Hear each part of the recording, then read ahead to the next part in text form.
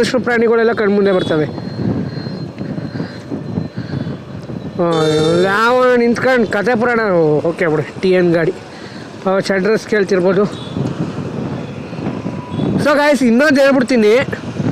So ನಿಮಗೆ out of ಸ್ಟೇಟಾರು ಆಗಿರ್ಬೋದು, out of ನೇಷನಾರು ಆಗಿರ್ಬೋದು, out of state, out of nation, out of district and ಯಾರು ಬೇಕಾದ್ರೆ ಆಗಿರ್ಬೋದು, ಹೊರಗಿನವರು ಈ ಥರ ಏನಾದ್ರು ಮಧ್ಯ ರೋಡಲ್ಲಿ ನಿಲ್ಲಿಸಿ ಮೀನ್ಸ್ ಆ ಥರ ನಿಲ್ಲಿಸ್ಬಿಟ್ಟು ಸುಮ್ಮನೆ ಟ್ರಬಲ್ ಕೊಟ್ಟರೆ ಸ್ವಲ್ಪನಾರು ಅಡ್ಜಸ್ಟ್ ಮಾಡ್ಕೊಳ್ಳಿ. ಯಾಕಂದರೆ ಅವರು ನಮ್ಮೂರಿಗೆ ಟೂರಿಸಮ್ ಆಗಿ ಬಂದಿರ್ತಾರೆ, ನಮ್ಮೂರನ್ನ ನೋಡೋಕೆ ಬಂದಿರ್ತಾರೆ. ನಾವು ಅವ್ರಿಗೆ ಗೈಡ್ ಮಾಡಿಬಿಡ್ಬೇಕು. ಆ್ಯಂಡ್ ಅಪ್ಪಿತಪ್ಪಿಗೆ ಏನಾದ್ರು ಒಂದು ಜೋರಾಗಿ ಹೋಗೋ ರೋಡಲ್ಲಿ ನಿಧಾನಕ್ಕೆ ಹೋಗ್ತಿದ್ರು ಅಂದ್ಕೊಳ್ಳಿಲ್ಲ, ಆ ದಾರಿಲಿ ಈ ಥರ ಕಾರ್ಗಳು, ವ್ಯಾನ್ಗಳು, ಲಾರಿನೋ ಬಸ್ಸೋ ಬರೋಂಗಿಲ್ಲ, ಆ ಜಾಗದಲ್ಲಿ ಬಂದ್ಬಿಟ್ಟಿದ್ರು ಅಂದ್ಕೊಳ್ಳಿ, ನಾವು ಅಡ್ಜಸ್ಟ್ ಮಾಡ್ಕೊಂಡು ಹೋಗಬೇಕು. ಆಮೇಲೆ ಊರಿಗೆ ರೇಗೋದಲ್ಲ.